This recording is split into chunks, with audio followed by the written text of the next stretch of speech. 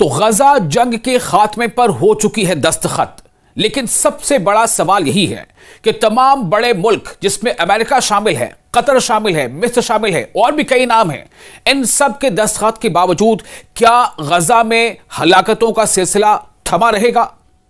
चूंकि कुछ ऐसी रिपोर्ट्स आ रही हैं जो वाकई परेशान कुन हैं, जो अब भी सवाल खड़े कर रही हैं। जब से इस जंग बंदी के खात्मे का ऐलान हुआ है, उसके बावजूद कई लोगों की जानें गई हैं। हालांकि ये उतने बड़े पैमाने पर नहीं है, बेशक नहीं है, लेकिन फिर भी एक बड़ा सवाल है। दोस्तों, मैं हूं विशाल और आप देख रहे हैं इस पर अपडेट। शर्म अल शेख में गजा जंग के खात्मे पर दस्तखत हो चुका है और अमेरिका, कतर, मिस्र और तुर्की का मुतनाज़ा जो इस पर मुआहिदा था, चूंकि कई ऐसे शिक थे जिसको लेकर के कुछ सवाल उठ रहे थे, लेकिन उन सब के बावजूद इस पर दस्तखत हो चुका है। अब ये दस्तखत के बाद ये जो मुआहिदा है मंजर आम पर है। आपको पूरी तफसील बताते हैं। दरअसल मिस्र के शहर शर्म अल शेख में, जी हां, मिस्र,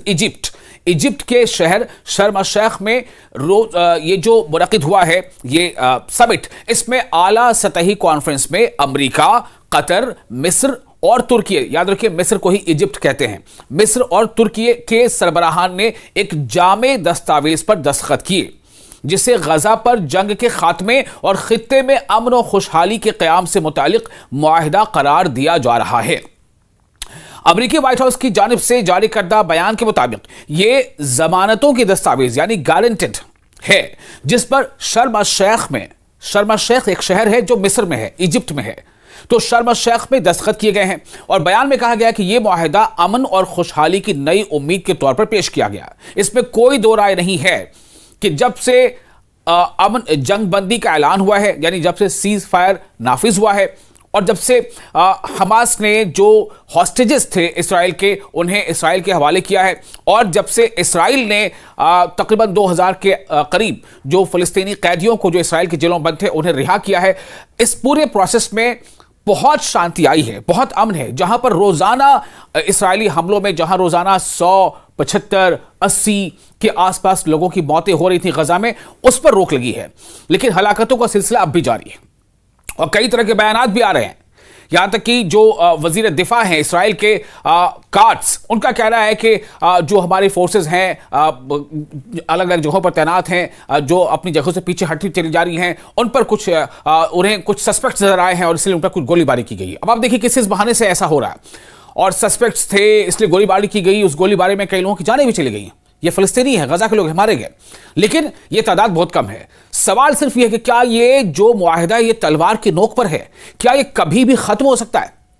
ये सवाल है, ये फिक्र है लोगों को। खैर, तो मुबैना तौर पर अमेरिकी सदर डोनाल्ड ट्रंप की सरबराही में यह मुआहिदा तय पाया। दस्तावेज में कहा गया है कि तमाम फरीकैन तारीखी अज़्म के साथ इस अमन मुआहिदे पर अमल दरामद के लिए पुरअज़्म हैं,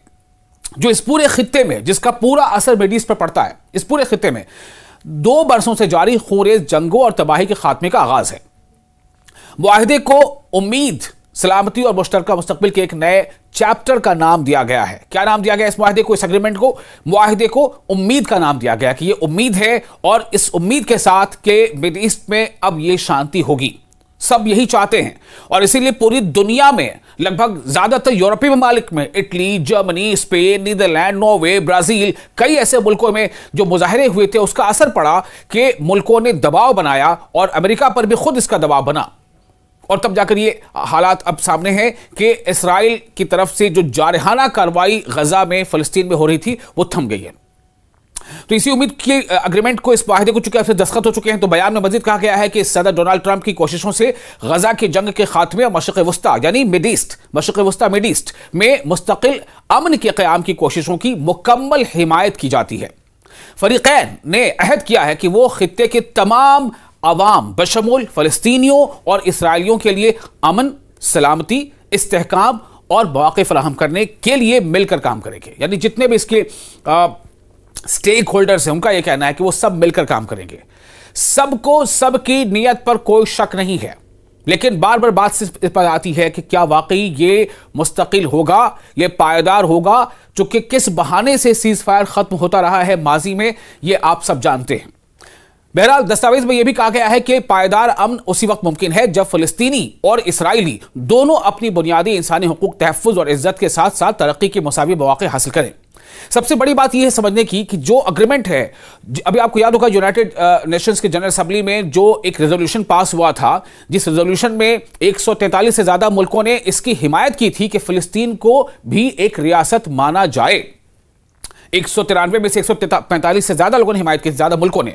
लेकिन उसके बाद जब वोटिंग हुई तब भी कई लोगों ने उसके हक में वोट दिया, यहां तक कि यूके यानी ब्रिटेन ने, फ्रांस ने और कई ऐसे मुल्कों ने सपोर्ट किया, ये बताया कि हम फिलिस्तीन को एक सेपरेट स्टेट के तौर पर मानते हैं। उसके बाद यूके में बाकायदा फिलिस्तीनी ऑफिस भी वहां पर जो है खोले गए, वहां उसका झंडा नस्ब किया गया। लेकिन इस मुआहदे में एक अलग फिलिस्तीनी स्टेट या अलग फिलिस्तीनी मुल्क का कोई जिक्र नहीं है। इसलिए सबसे बड़ा सवाल यहीं पर पैदा होता है कि जब यह नहीं है, इसका मतलब कि क्या एक चिंगारी कहीं ना कहीं दबी है जो आगे फिर भड़क सकती है। बहरहाल आपको बता दें कि मजीद यह कहा गया है कि तनाज़ात के हल के लिए तवील जंगों या ताकत के इस्तेमाल की बजाय सिफारती मुकालमा यानी कि डिप्लोमेटिक डायलॉग्स और बातचीत ही पायदार रास्ता है, एक स्टेबल और जिसमें मजबूती हो सकती है। मशरिक़ वस्ता अब मजीद तबाहकुन जंगों या नामुकम्मल वाहदों का मुतहम्मिल नहीं हो सकता। दस्तावेज में अदम इम्तियाज यानी कि ऐसा नहीं हो कोई इसमें मतभेद हो, कोई इसमें पार्शलिटी हो, रवादारी, इंसानी वक़ार और मसावी मौक़े की बात करते हुए इंतहा पसंदी के मुकम्मल खात्मे का भी अज़्म जाहिर किया गया है। तो मिस्र यानी इजिप्ट का जो शहर है शर्म शेख, यहां यह समिट हुआ और शर्म शेख में होने वाले इस सरबराही कॉन्फ्रेंस की मुश्तरका सदारत मिस्री सदर अब्दुल फत्ताह अस-सीसी और अमेरिकी सदर डोनाल्ड ट्रंप ने की।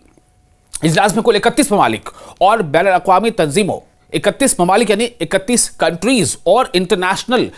जो ऑर्गेनाइजेशंस हैं उनके रहनुमाओं ने, उनके लीडर्स ने शिरकत की, जिनमें कतर के अमीर शेख तमीम बिन हमद अस-सानी, उर्दन के शाह अब्दुल्ला दोम, तुर्की के सदर तैयब एर्दोआन, फ्रांस के सदर इमैनुअल मैक्रों, इराक के वजीर आजम मोहम्मद शिया अस-सौदानी, इटली के वजीर आजम जॉर्जिया मेलोनी और बरतानिया के वजीर आजम कीर स्टारमर भी शामिल थे। ज़राया के मुताबिक जो जानकारी आ रही है सोर्सेस, उसके मुताबिक माहिदे के शिकों में गजा पर जंग का मुकम्मल खात्मा यानी कि वॉर को बिल्कुल बंद किया जाना, बिल्कुल रोक देना, कैदियों का तबादला, इंसानी इमदाद की बिला रोक टोक फराहमी और गजा के इंतजाम के लिए अबूरी फलस्तीन अथॉरिटी की तश्कील शामिल है। यह कॉन्फ्रेंस एक ऐसे वक्त में मुनक़िद हुई जब चंद रोज कबल अमेरिका की सालिसी में काबिज इसराइल और हमास के दरमियान सीज फायर का इब्तदाई मुआहदा तय पाया था, जिसमें कतर, तुर्की और मिस्र ने भी किरदार अदा किया। इस मुआहदे में एक अलग फिलिस्तीनी स्टेट या अलग फिलिस्तीनी मुल्क का कोई जिक्र नहीं है। इसलिए सबसे बड़ा सवाल यहीं पर पैदा होता है कि जब यह नहीं है, इसका मतलब कि क्या एक चिंगारी कहीं ना कहीं दबी है जो आगे फिर भड़क सकती है। बहरहाल आपको बता दें कि मजीद यह कहा गया है कि तनाज़ात के हल के लिए तवील जंगों या ताकत के इस्तेमाल की बजाय सिफारती मुकालमा यानी कि डिप्लोमेटिक डायलॉग्स और बातचीत ही पायदार रास्ता है, एक स्टेबल और जिसमें मजबूती हो सकती है। मशरिक़ वस्ता अब मजीद तबाहकुन जंगों या नामुकम्मल वाहदों का मुतहम्मिल नहीं हो सकता। दस्तावेज में अदम इम्तियाज यानी कि ऐसा नहीं हो कोई इसमें मतभेद हो, कोई इसमें पार्शलिटी हो, रवादारी, इंसानी वक़ार और मसावी मौक़े की बात करते हुए इंतहा पसंदी के मुकम्मल खात्मे का भी अज़्म जाहिर किया गया है। तो मिस्र यानी इजिप्ट का जो शहर है शर्म शेख, यहां यह समिट हुआ और शर्म शेख में होने वाले इस सरबराही कॉन्फ्रेंस की मुश्तरका सदारत मिस्री सदर अब्दुल फत्ताह अस-सीसी और अमेरिकी सदर डोनाल्ड ट्रंप ने की। इजलास में कुल 31 ममालिक और बैनुल-अक़वामी तंजीमों, 31 ममालिक यानी 31 कंट्रीज और इंटरनेशनल जो ऑर्गेनाइजेशंस हैं उनके रहनुमाओं ने, उनके लीडर्स ने शिरकत की, जिनमें कतर के अमीर शेख तमीम बिन हमद अस-सानी, उर्दन के शाह अब्दुल्ला दोम, तुर्की के सदर तैयब एर्दोआन, फ्रांस के सदर इमैनुअल मैक्रों, इराक के वजीर आजम मोहम्मद शिया अस-सौदानी, इटली के वजीर आजम जॉर्जिया मेलोनी और बरतानिया के वजीर आजम कीर स्टारमर भी शामिल थे।